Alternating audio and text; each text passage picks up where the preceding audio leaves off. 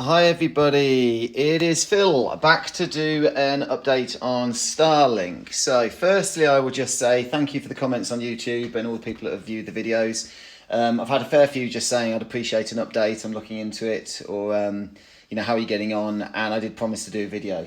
There's a couple of reasons I haven't really done one. One, which would be testament to the Starlink setup, and I should add, it's in exactly the same setup as it was before. I've slightly routed cables. I'm a bit lazy, I only do stuff when I have to, but there it is, over there, if I zoom in exactly the same place it was on day one when I set it up. The weather is pretty bad, so a lot of people wanted an update on how does it perform under kind of bad weather. So let me do a speed test now. If I go into Starlink and click on speed, we'll get an idea. Generally the slowest I've seen probably been about 50. I did this about 5 minutes ago when I aborted the video, and it was around that 70 to 80. Now it's up to 125, so it gives you an indication of how things are. Also, the upload speed is showing 7, 8. The upload has drifted as low as 3 at times. Now, it's a real challenge for me to identify, I'll get the camera back, whether this is linked to Starlink when I get the slower speeds, or whether it's linked to the fact that I've got the mesh setup. And I think I mentioned that I have the Starlink main router in that corner, solid stone walls, to a wireless repeater over here, and then I have another one way down the far end of solid stone walls, right in the far corner down there, and then I have another one that goes all the way across the yard to the golf simulator area and other stuff over there. So they're travelling quite a hop. I'm going to call it a hop. I don't know if that's technically the right phrase. They're going a fair old distance. So when I'm in the golf simulator, and I also have about 20 yards between where the wireless repeater is there and the router. So I'm putting a lot of things in place that could be a bottleneck and slow things down. But the reason I hadn't done an update for quite some time is that it's been working really well in the background. Whenever I've gone to download anything, the speeds have been reliable. I've probably had 4 or 5 occasions where nothing's been happening. I've been on it, I've been going download, nothing's happened, and then maybe after 10, 15 seconds, the page is loaded and everything's back to normal. Again, I don't know how much of it is my repeaters, and that's going to be something that I can try and diagnose in probably the weeks ahead when I've got a bit of time. It's not been anything that's caused me enough trouble that it's an issue at all. So I've left that. There is one issue though that I have had with compatibility, and that is the SkyQ box, which I have here. I use SkyQ for some of my TV watching. I've also got various streaming solutions.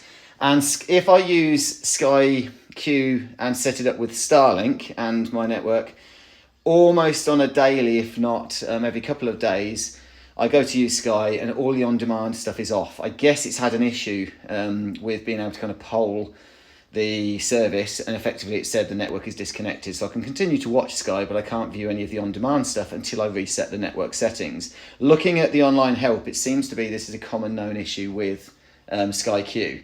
There may be solutions to do with hardwiring it to the router as opposed to using wireless.